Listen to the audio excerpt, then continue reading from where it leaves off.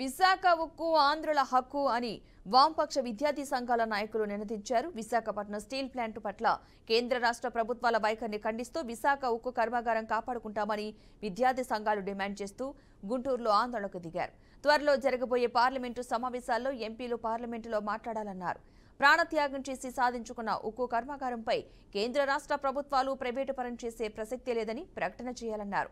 ప్రైవేటీకరణను ఆపకపోతే ఉద్యమాన్ని తీవ్రతరాలు చేస్తామని హెచ్చరించారు.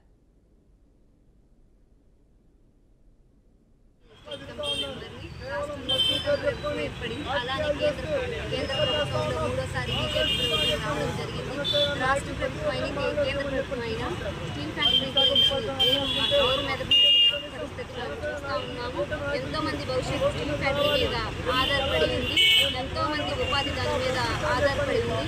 కానీ ఎవ్వరు డిప్యూటీ సీఎం పవన్ కళ్యాణ్ గారు, సీఎం చంద్రబాబు గారు, అలానే మన ప్రైమ్ మినిస్టర్ నరేంద్ర మోడీ గారు ఎవ్వరు దీని గురించి పట్టించుకోనటువంటి పరిస్థితి అందరూ చూస్తూనే ఉన్నాము.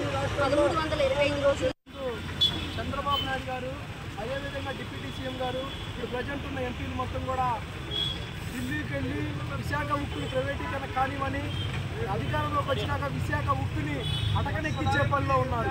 విశాఖ ఉక్కు ప్రైవేటీకరణ చేస్తామని నరేంద్ర మోడీ గారు చెప్తా ఉన్నా, వాళ్ళ ప్రభుత్వం చెప్తా ఉన్నా, వీళ్ళ కూటమిలో భాగస్వామ్యంగా ఉన్నా కానీ ఇంతమందికి వాళ్ళతో మాట్లాడి విశాఖ ఉక్కు గురించి ఈ రాష్ట్రంలో ఉన్న ప్రజలకు ఏం చెప్పాలని కూడా వాళ్ళకి అర్థం కాని పరిస్థితిలో విశాఖ ఉక్కు ప్రజలు, ఆంధ్రప్రదేశ్ ప్రజలు మొత్తం కూడా భావిస్తూ ఉన్నారు. ఇప్పటికైనా తక్షణమే మన ఆంధ్రప్రదేశ్లో ఉన్న ఎంపీలు మొత్తం కూడా, ముఖ్యంగా కూటమిలో ఉన్న ఎంపీలు మొత్తం ఈ యొక్క విశాఖ ఉక్కు మీద కనుక నోరు కట్టకపోతే మీ ఇల్లు ముట్టడిస్తామని కూడా అఖిల భారత సమితిగా మేము డిమాండ్ చేస్తా ఉన్నాం.